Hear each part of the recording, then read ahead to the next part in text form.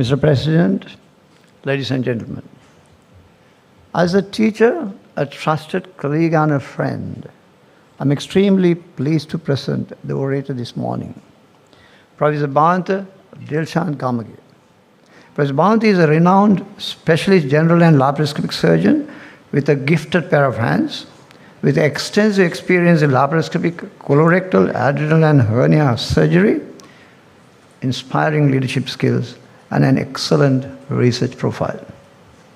Professor Bawantha is a specialist surgeon at Colombo South Teaching Hospital and a professor in surgery at the Faculty of Medical Sciences, University of Jayewardenepura, and a visiting professor of Lahore Medical and Dental College, Pakistan.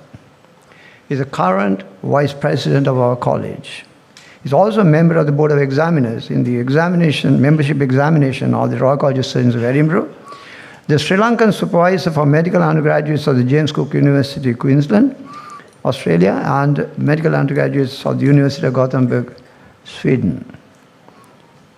Professor Bawantha was the founder president of the Sri Lanka Association of Minimal Access and Digital Surgeons, a past secretary to our college, and a past secretary general of the SARC Surgical Care Society.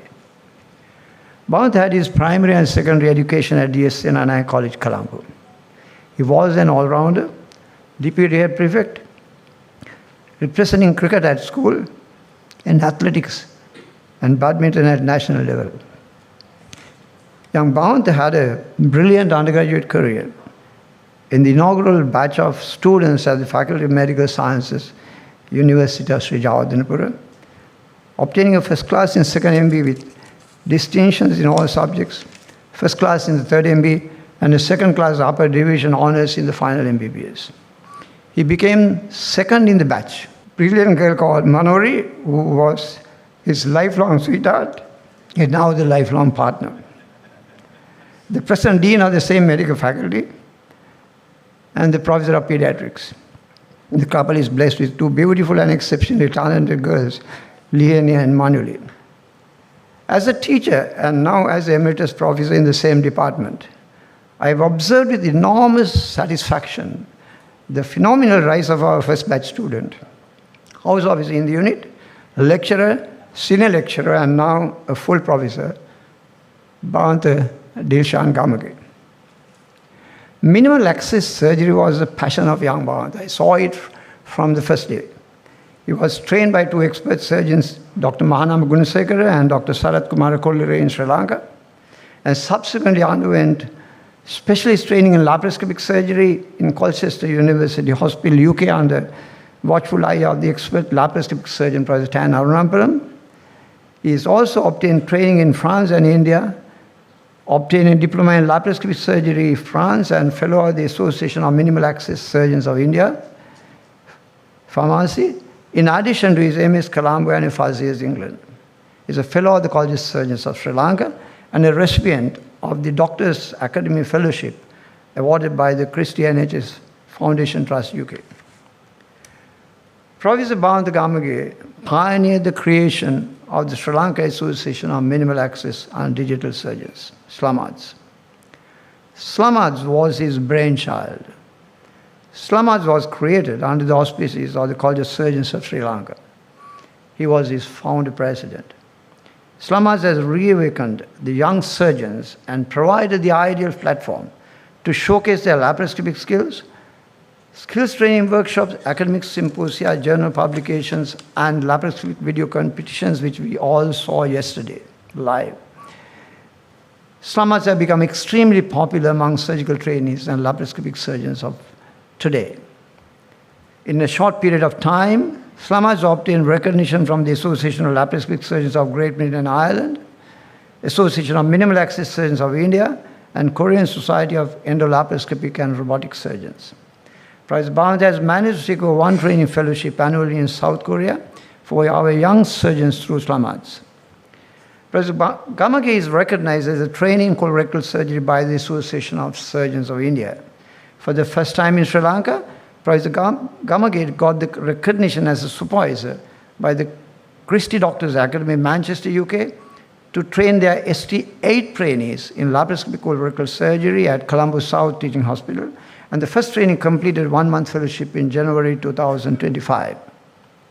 Professor Gamage is a very popular surgeon in Colombo, highly respected and admired by his patients and colleagues. He is an expert trainer and mentor for budding young laparoscopic surgeons. He has already delivered 4 orations. So it's AMDC Oration 2018, Professor Seneca Bibili Oration 2018, Faculty of Medicine Oration in 2019, and the first Sri Lankan surgeon to deliver the prestigious Association of Minimal Access Surgeons of India, that is Amasi Oration, at the 78th Annual National Conference of Associations of India, ASICON in 2018. It appears that 2018 was one of the busy years for him. He has already authored several book chapters, including Recent Advances in Surgery, edited by Irving Taylor and Colin Johnson, published by the Royal Society of Medicine in 2009, and was a co-editor of the surgical textbook, Clinical Surgery Made Easy, a companion to problem-based learning, 3rd edition, published in Sri Lanka in 2024. In 2016, for the first time in Sri Lanka, Bawantha performed the transanal total mesorectal excision after getting trained in Cambridge. With this, Colombo South Teaching Hospital went into the World Transanal TMA Registry as the first Sri Lankan hospital to do this procedure. His expertise in laparoscopic adrenalectomy won the Best Video Prize at Amasi Click Video Competition in 2024 at the AMSICON 2024. With this cash award, Bawantha started a SLAMAT's Minimal Access Training Fund to facilitate young trainees to get financial support to get themselves trained in laparoscopic or minimal access surgery.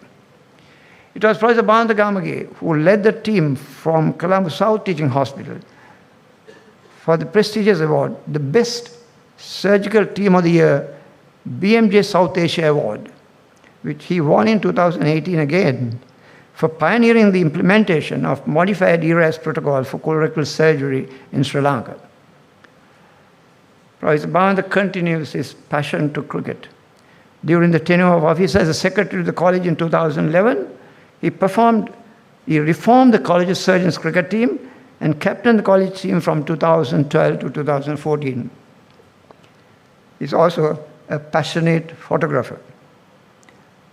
Therefore, it's an immense pleasure that I request our college president, Dr. Duminda Ariyaratne, to award the Oration Gold Medal and officially invite him to deliver the prestigious Ariyaratne Oration. Thank you.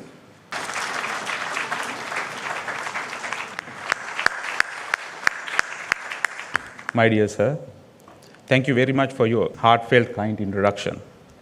I am very fortunate to be guided and taught by a great surgeon and medical educator like you. The things I learned from you has guided me right throughout my career. President and the Council of College of Surgeons of Sri Lanka, family members of late Dr. R.L. Spittle, my most respected teachers and mentors, colleagues, friends, ladies and gentlemen. Good morning to all of you. First and foremost, I wish to extend my sincere gratitude to the President and the Council of the College of Surgeons of Sri Lanka for selecting me to deliver this prestigious oration at the Sri Lanka Surgical Congress 2025 on metagenomic analysis of colonic tissue and stool microbiome in patients with colorectal cancer in South Asian population. The first such study conducted in Sri Lanka. I repeat, metagenomic analysis of colonic tissue and stool microbiome in patients with colorectal cancer in South Asian population. I consider this is a great privilege bestowed upon me to honor an eminent Sri Lankan surgeon, Dr. R.L. Spittle. When Dr. Duminda Ariyaratne informed me that I have been selected to deliver R.L. Spittle Oration 2025, I turned back the pages of time and found that Dr. Richard Lionel Spittle, CMG, CBE, LMS, FRCS, was born in 1881 in a remote village in Tangol, southern in Sri Lanka. After completing his secondary education at the Royal College of Colombo, he entered the Colombo Medical Faculty and graduated in 1905. Subsequently, he moved to England where he completed a conjoined diploma in 1908 and then got the fellowship of Royal College of Surgeons of England in 1909. Thereafter, Dr. Spittle returned to Sri Lanka to assume duties as the third surgeon at the General Hospital, Colombo, now known as National Hospital of Sri Lanka, Colombo. Dr. Spittle was a pioneering surgeon. He performed wonders in an era when medical facilities in Ceylon were rather primitive. And speed as well as accuracy were essential prerequisites for a good surgeon. Dr. Spittle was the first to perform a skin graft in Sri Lanka and was first to perform a blood transfusion using his own blood. He was a scholar. He did research on disease prevalent in Sri Lanka at that time and published many medical books.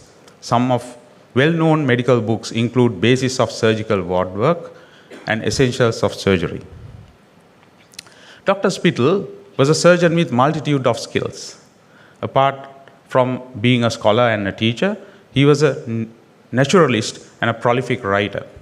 Dr. Spittle had an innate love towards anthropology and jungles of Ceylon and its native inhabitants called Veddas. He was one of the foremost personalities to recognize the need to record customs of these native inhabitants who lived lives as close to their ancestors. He became a close friend of these native inhabitants while studying their lifestyles and customs by living among them. Over a period of 4 decades, Dr. Spittle published many books on historical aspects of Sri Lanka and, of course, about its native inhabitants. Some of the well-known books which many of us have read and enjoyed include Wild Ceylon, Savage Sanctuary, Venice Trails, and Wild White Boy. Dr. Spittle died in 1969. His life was beautifully summarized in an obituary notice published in British Medical Journal in the same year. I quote, "Though steeped in Western culture, he went off the beaten tracks of clubs and tennis courts into the wilderness where Ceylonese customs, traditions, arts and craft were studied and revealed to the world." I unquote. Commemorating his exceptional contribution in multiple fields of expertise, a stamp was released by the Postal Department of Sri Lanka on 3rd September 2014. Mr. President, I once again thank you and the selection committee for selecting me to deliver this prestigious oration in 2025 on metagenomic analysis of colonic tissue and stool microbiome in patients with colorectal cancer.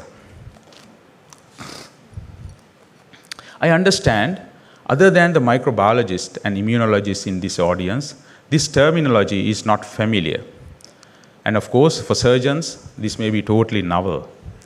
Therefore, objectives of my oration today is to give you an idea about what is meant by gut microbiome.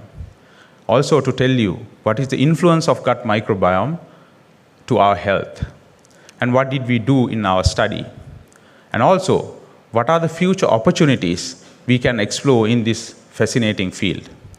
In 2016, I was listening to a presentation in Turkey about gut microbiome, and I was fascinated by the impact it was thought to be causing to human health. It was not well understood at that time, but I decided to study colonic microbiome in our population. I have the access to one of the best immunology department of the region, led by Professor Nilika Malaviki. So we started working on the subject. Let's get an idea about basic terminology. What is meant by microbiome? Mr. Chairman, ladies and gentlemen, the microbiome is a collection of all microorganisms that live in or on a particular part of the body, such as on the skin or in gastrointestinal tract. It consists of bacteria, viruses, fungi, archaea, etc. These slides give you a snapshot and some insight about what I'm going to talk to you in the next few minutes. 10 to 100 trillion microbial cells are harbored by a single human being. More than 10,000 different species have been identified in the human body. The genes in the human gene code catalog is only about 22,000, but the human gut microbiome has 3.3 million genes, which we carry inside us. I repeat, 3.3 million genes inside us. Will these 3.3 million genes have an effect on our health and behavior? We as humans carry much more microbial genes than our own ones. Ladies and gentlemen, I want to direct two important questions to you at this juncture. Are we living to keep our microbiome alive? In other words, do we live to feed the bacteria? All this hard work, advancement of healthcare to improve life expectancy, take all the measures to keep ourselves comfortable. Is it to keep our microbiome alive? What does the 3.3 million genes do to us? That is the first question. Human beings are identical to each other in terms of our genome by 99.9%. Then, why do we behave differently? Why do we get different diseases?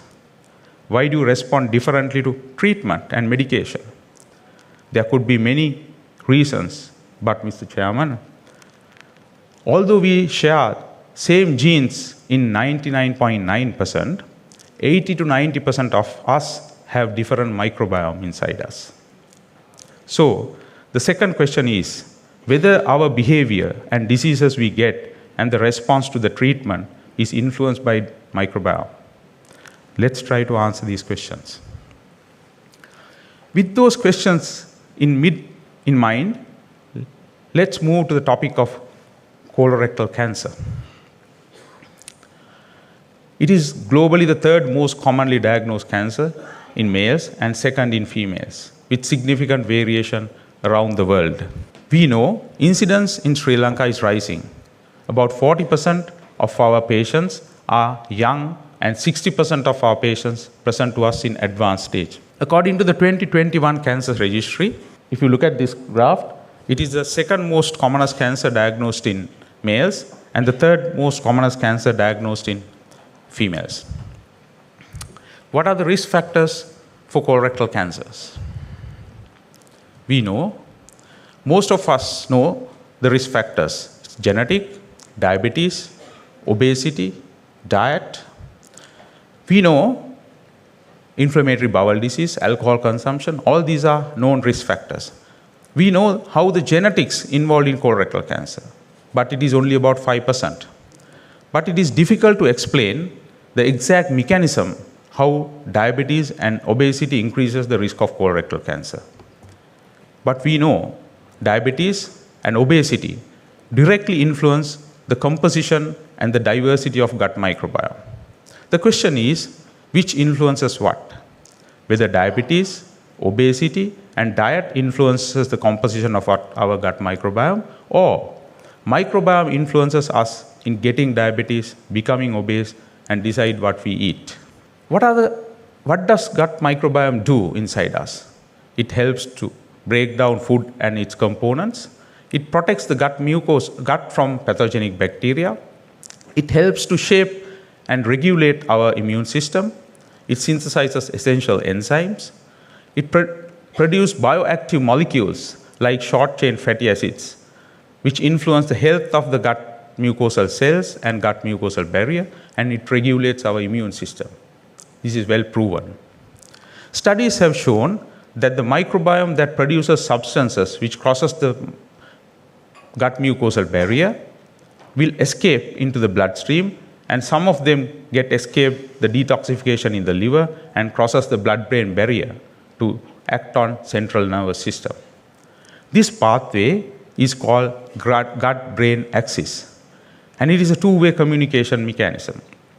So, ladies and gentlemen, when our gut colonizes with unhealthy microbiome, which destabilizes gut mucosal barrier, the substances that are produced by this unhealthy microbiome, let's call them metabolites, act on our brain, influences our satiety center, and influences us to eat more frequently, and it influences us to eat favorable things to these unhealthy bacteria. In other words, it influences us to maintain this unhealthy microbiome, and the genome of this microbiome decides what we eat. Mr. Chairman, I told you 99.9% of humans share the common human genome. If human genome is completely governing our behavior, our eating habits should be more or less the same. It is clear that it is not the case. It is clear that it is influenced by other things, and gut microbiome is one. That is why I mentioned at the beginning, are we living to satisfy our gut microbiome? Or in other words, are we governed by our microbiome? Unhealthy microbiome produce these metabolites, and these metabolites produced by this unhealthy microbiome may cause mutations or alter the gene transcription in humans when exposed for a long period of time, leading to colorectal cancer and inflammatory bowel disease. These metabolites, which enter into the gut-brain axis for a long period, cause chronic endotoxemia, which can have impact on individuals' behavior. Studies have shown about 70% of body serotonin is produced in the gut mucosa. We call it a happy hormone. So, my dear trainees, don't blame your bosses hereafter for their aggressive behavior. It is the microbiome in their gut which is responsible for this behavior. Dysbiosis. This is the other term we have to understand. Imbalance of the microbiome is called dysbiosis. Dysbiosis has clearly shown to influence the development of many diseases, including colorectal cancer and inflammatory bowel disease. Colorectal cancer is associated with gut microbial dysbiosis with overabundance of bacteria such as Bacteroides fragilis, E. coli, Enterococcus fecalis, Fusobacterium nucleatum, with Bacteroides fragilis being the commonest bacterial strain. In fact, Bacteroides fragilis, along with species such as Fusobacterium nucleatum, were shown to be overabundant in patients with colorectal cancer across many geographical locations, such as Europe, America, and China. Higher abundance of Fusobacterium species has also been reported in adenomas, which are pre-malignant lesions leading to colorectal cancer.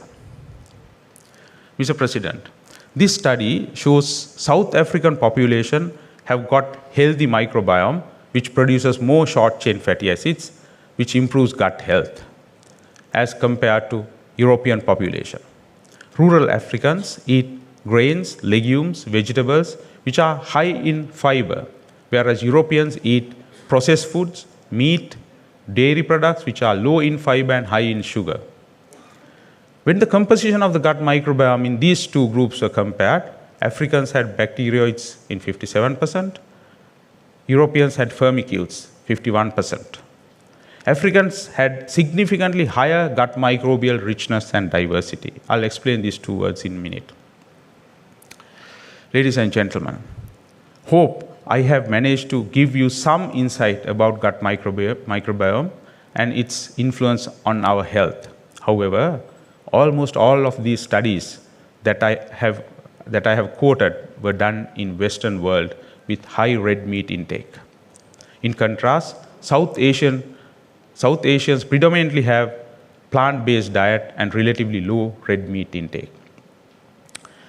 But we have limited data in this part of the world and none from Sri Lanka. So we have a knowledge gap. Therefore, we thought to map stool and gut tissue microbiome in patients with colorectal cancer, in patients with pre-malignant lesions, patients with diabetes without colorectal cancer, and healthy controls. With this background knowledge let's see what did we do in our study. The gut microbiome was assessed by 16S metagenomic sequencing targeting V4 hypervariable region of the bacterial 16S rRNA in stools and colonic tissue samples. Mr. Chairman, I can see some of my surgical colleagues have started falling asleep. I know this terminology is novel to you. I will explain it in a minute. Our studies comprised 112 individuals with 36. We took 36 colonic tissues, and the cohort had patients, 24 patients with colorectal cancer, 10 patients with pre-malignant lesions, and 50 healthy individuals, and about 28 diabetes. There are highly technical terms I have used. Let's see what do they mean. What is metagenome? Metagenome is a collection of all the microorganisms inside our gut. Those days, we could identify bacteria that could be cultured in a culture medium. So organisms that are not grown in that particular media went unrecognized. But now, by sequencing, we can identify much more organisms in our microbiome. If you do 18S rRNA sequencing, we can isolate fungi in our gut microbiome. Same way, 16S metagenomic sequencing is a technique used to study the diversity of bacteria in a sample by sequencing 16S ribosomal RNA gene. We know prokaryotic ribosome has got two subunits. 16S rRNA is found in the smaller subunit of the bacterial ribosome. The 16S rRNA gene is highly conserved gene that is found in all bacteria. So it can be used to identify and classify bacteria even if they are not closely related. 16S metagenomic is a powerful tool for studying the microbiome. It can be used to track changes in the microbiome over a time or to identify the bacteria that are associated with different diseases. So if you look at the 16S rRNA gene, it is about 1,500 nucleotide long. 16S rRNA has conserved as well as variable regions. Conserved as well as variable regions.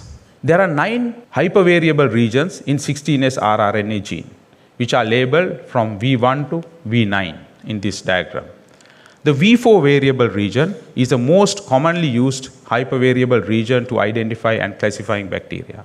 So we used V4 hypervariable region to analyze the gut microbiome in our study sample. That is why I told you in this study, the gut microbiome was assessed by 16S metagenomic sequencing, targeting the V4 hypervariable region of the bacterial 16S rRNA in stools and colonic tissue samples.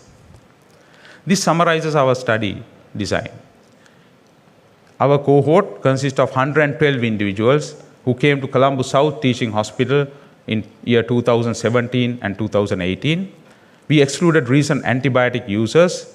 Individuals who had taken antibiotics in the past 1 month were excluded from the study as it could affect the composition of the gut microbiome.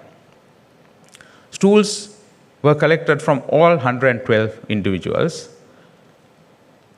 2 weeks after colonoscopy, as studies have shown that the gut microbiome recovers quickly after the bowel preparation for colonoscopy and returns back to normal in 14 days.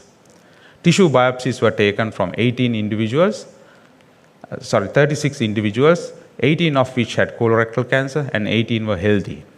Biopsies were obtained at the time of colonoscopy from the ascending colon, hepatic flexure, transverse colon, sigmoid colon, and the rectum as a part of their routine colonoscopy.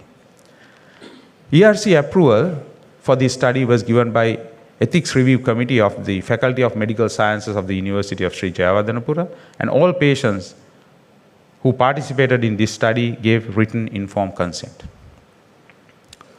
Ladies and gentlemen, before discussing further, we have to have some idea about what is meant by richness and diversity of the gut microbiome. Bacterial richness is the total count of different bacterial species in the gut, while diversity is a more comprehensive measure that includes both richness and the evenness of their abundance. A high richness community simply has many types of bacteria, whereas a high diverse community has many types, and those types are relatively equally distributed, not dominated by one or two. If you look at the top left-hand corner of this slide, it has got 6 types of bacteria, and it is evenly distributed. So it has high richness and high diversity. If you look at the right lower corner of this slide, it has got 2 types of bacteria, and it is unevenly distributed. So it has got low richness and low diversity. What is the clinical importance of this? Higher the richness and the diversity, greater the functional capacity. Reduced richness and diversity has been linked to inflammatory bowel disease, colorectal cancer, obesity, infections, and poor recovery after surgery. I will show you how it happens. In other words, being rich is good, being diverse is much better. The microbiome diversity, why does it matter? What is alpha diversity and beta diversity? I know I am taking you to uncharted territory. We'll keep it as simple as possible. The microbial diversity is measured by 2 indices, alpha and beta diversity. In simple terms, alpha diversity is the diversity within a sample. For example, diversity in the stool sample of a patient with colorectal cancer. Whereas beta diversity is a diversity between samples. For example, diversity between stool and tissue samples of patients with colorectal cancer. So reduced diversity is a feature of microbial dysbiosis. So after sample collection, we collected stool samples 2 weeks after post-colonoscopy, and biopsies were taken as described. And after DNA extraction, we did 16S rRNA V4 hypervariable region sequencing was done by using Illumina platform. What are the results? In stool samples, dominant phyla across all subgroups were firmicutes, bacteroids, proteobacteria, actinobacteria, and fusobacteria. Colorectal cancer stools showed higher proportion of bacteroids compared to healthy and pre-malignant. And pre-malignant stools had higher firmicutes compared to healthy and colorectal cancers. We have observed there is a significant difference in the microbiome of the pre-malignant and healthy individuals, and also shows distinct microbial shift even at the phylum level in colorectal cancer and pre-malignant groups. How about the tissue level? 4 dominant phyla in both healthy and colorectal cancer tissue includes firmicutes, bacteroids, proteobacteria, and fusobacteria. Colorectal cancer tissues had higher abundance of bacteroids, fusobacteria, and vericomicrobia. Healthy tissue had higher abundance of firmicutes, actinobacteria, and proteobacteria. This indicates distinct microbial shift in colorectal cancer tissues compared to healthy colonic tissues. We also observed overabundance of certain microbes in stool samples of those with pre-malignant lesions. In addition, there were significant differences in the relative abundance of bacteria belonging to 5 genera in stool samples of these 3 subgroups, that is, patients with colorectal cancer, pre-malignant lesions, and healthy individuals. Therefore, there is a potential to develop a biomarker in future to identify patients with pre-malignant lesions. Some of them may have involvement in disease pathogenesis. What do we got to know from this study? Despite dietary differences, Sri Lankan colorectal cancer microbiome mirrors Western cohorts. Bacteroid fragilis, fusobacterium, enriched in colorectal cancer in both groups. Pre-malignant lesions show unique microbial signatures. They can possibly be used as biomarkers. Prevotella abundance may be a biomarker of high plant-based South Asian diets. What are the clinical implications? There is a potential for dietary interventions in prevention. Also, more species-level studies need to be done for biomarker discovery and therapeutic targeting. And more importantly, ladies and gentlemen, this is the first Sri Lankan study of microbiome in colorectal cancer study which contributes to the global South Asian data. What about future? Ladies and gentlemen, future is optimistic. Can we modulate microbiome and use that in therapeutics? Mr. Chairman, we all know our blood groups. But do we know the genomic profile of our microbiome? Other countries, they do it. Genomic profiling identifies microbial imbalances between individuals and can be used to identify therapeutic targets. Clinical trials are on prebiotics, probiotics, symbiotics, and also fecal microbiota transplantation, which can change dysbiosis of the microbiome to create a healthy environment. So, to change the microbiome profile, can we use fecal microbiota transplantation? This can be used as a therapeutic tool. In colorectal cancer mouse model, fecal microbiota transplantation from healthy donors reverse the severe gut microbial dysbiosis. Fecal microbiota transplantation markedly reduces tumor number and size. It increases infiltration of anti-cancer immune cells like CD4 cells, natural killer cells. And also it upregulates anti-tumor mediators like tumor necrosis factor alpha and interferons gamma. What is the role of microbiome in immunotherapy, which has revolutionized cancer treatment? PD-1 and PD-1 ligand blockers are commonly used immunotherapeutic agents that have revolutionized the cancer therapy, but not everyone responds to it equally. Why? Microbiome plays a role in response to therapy. It is very well proven. Microbiome-free mice did not respond to PD-1 blockers at all. Fecal microbiota transplantation, prebiotics and probiotics can improve the diversity of gut microbiome in these mice, causing improved response to PD-1 blockers. Therefore, microbiome plays a vital role in response to immunotherapy.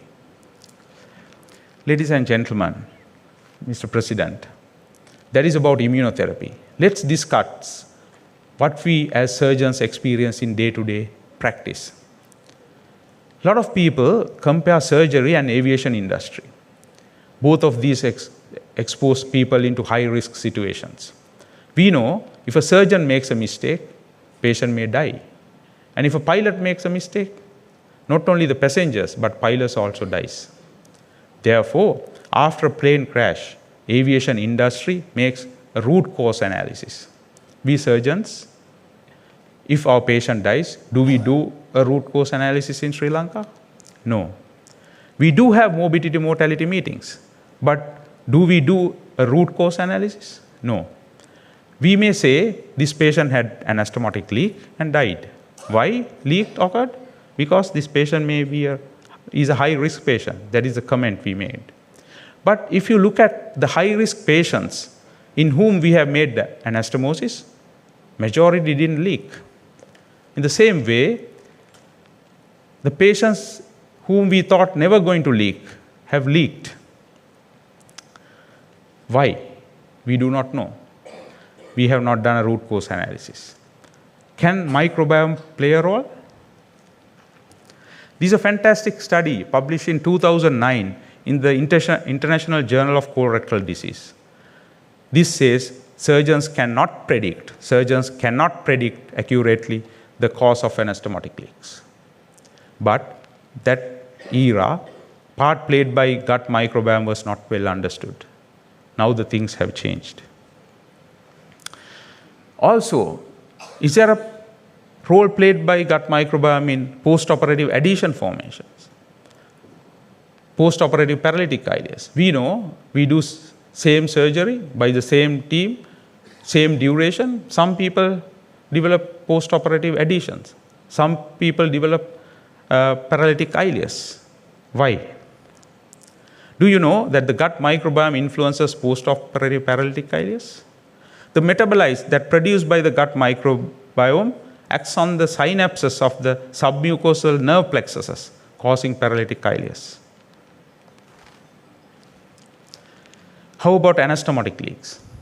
Dr. John C. Alverdi is a professor of surgery from Chicago, has done extensive studies on gut microbiome and has said that there is uncontestable and unambiguous evidence that the bacteria at the anastomotic site plays a causative role in anastomotic leaks.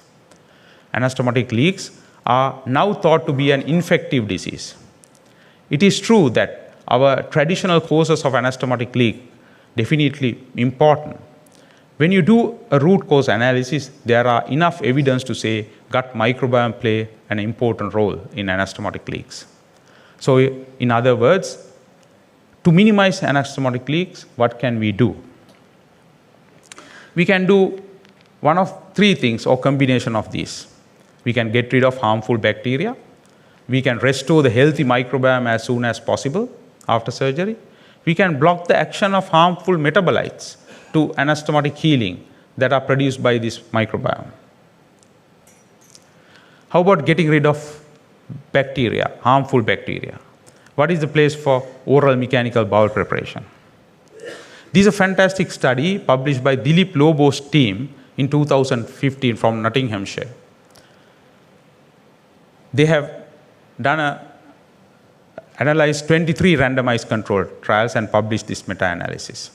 It says whether you give oral mechanical bowel preparation or not, it doesn't change your anastomotic leak rate.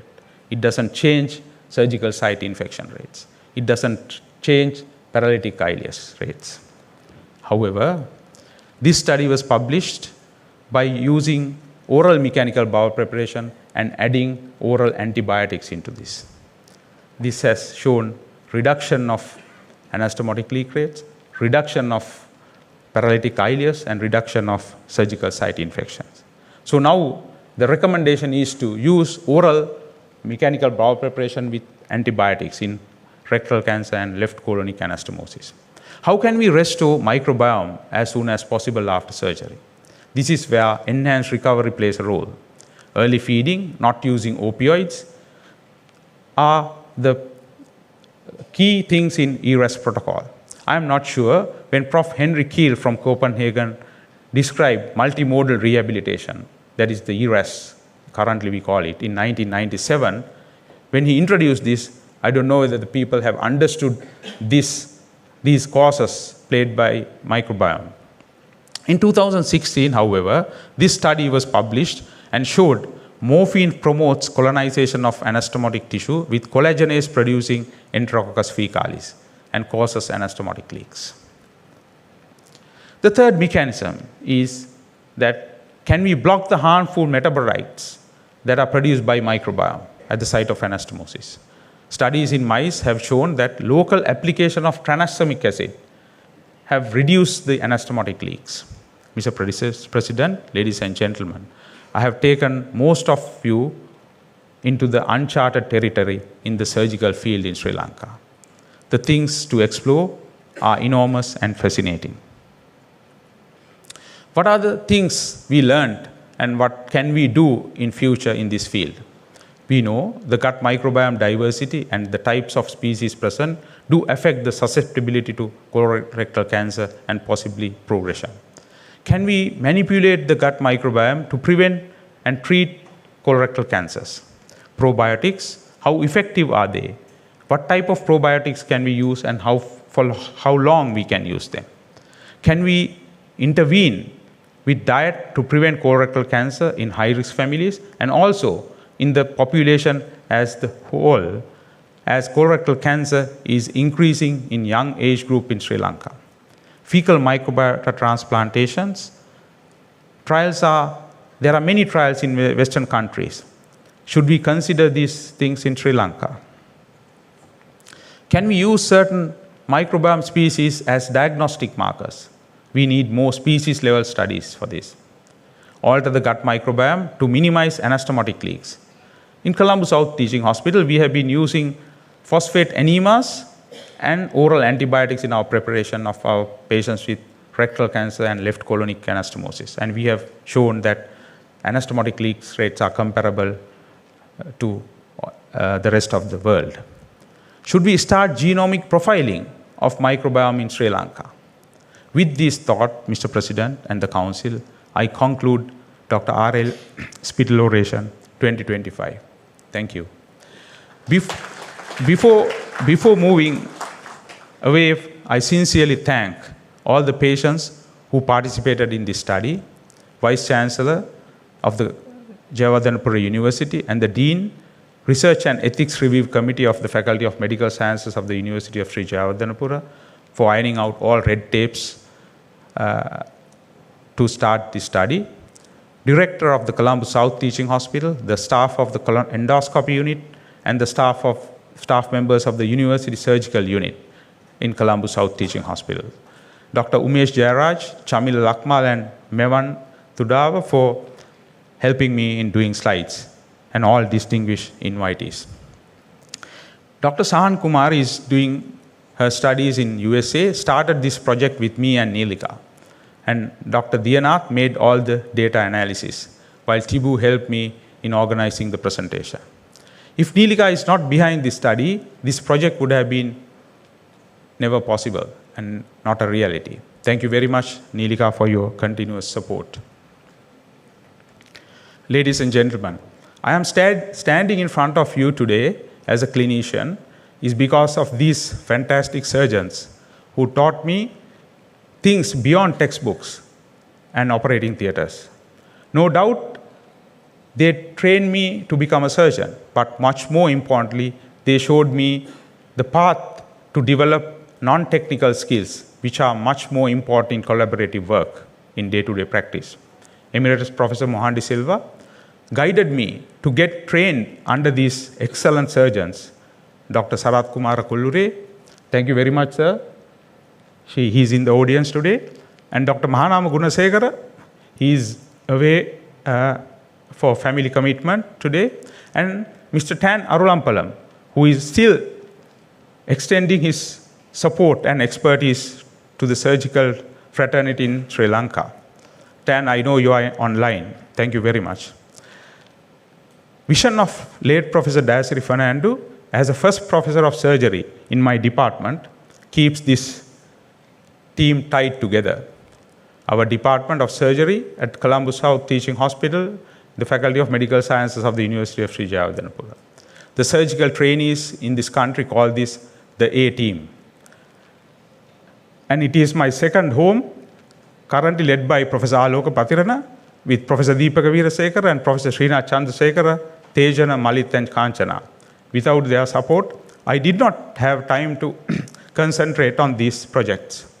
They took some of my duties onto their shoulders, and Sandun, Ranil look after my technical work. Thank you very much for all what you are doing. My father passed away 4 years ago, and my mother is here today. All the hardships both of you have gone through brought me to the stage today. Thank you very much. Both Lihini and Manuli tolerated both me and Manori, understanding our busy schedules. I know you are watching this from Melbourne. Thank you very much for your understanding. I will not thank Manori for accommodating me in the family. I have proven her that my behavior is not governed by my genome, but my microbiome. She understands that well. But I thank her because she makes all the efforts to maintain my gut microbiome healthy. I'm walking away from this podium with my heartfelt gratitude and thanks to all of you who accept my invitation and being here today. Thank you very much.